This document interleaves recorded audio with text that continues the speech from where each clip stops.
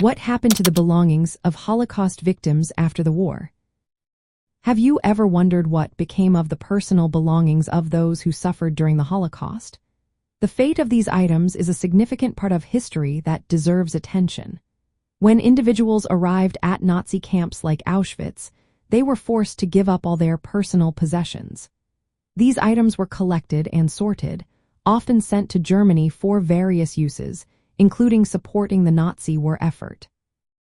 The types of belongings taken included clothing, jewelry, watches, cutlery, brushes, thermometers, and even dental gold.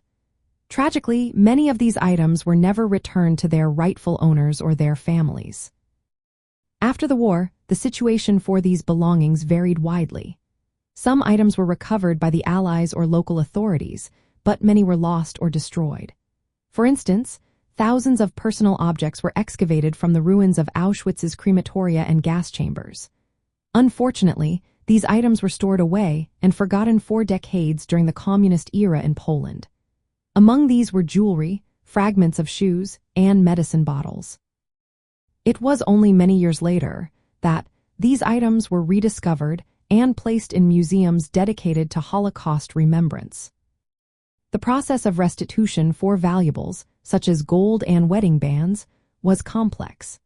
The Allies did recover a significant amount of gold looted by the Nazis, which was then distributed back to the countries that had been robbed. However, individual survivors often faced great challenges in reclaiming their personal property. Many chose to focus on rebuilding their lives rather than pursuing restitution. This was partly due to the fear of renewed antisemitism and the trauma of reliving their experiences. Additionally, many claims were met with resistance from institutions holding the assets, and few actively sought to find the heirs of the victims. Today, museums like the Auschwitz-Birkenau State Museum maintain collections of these belongings. These items serve as tangible evidence of the Holocaust and play a vital role in education. They help counter Holocaust denial by preserving the physical traces of the people who suffered and died there.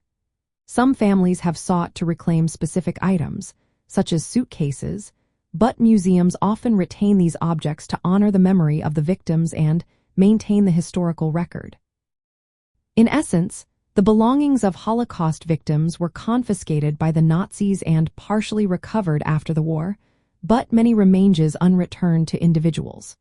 They now exist primarily as historical artifacts in museums, symbolizing the personal losses endured and serving as proof of the atrocities committed.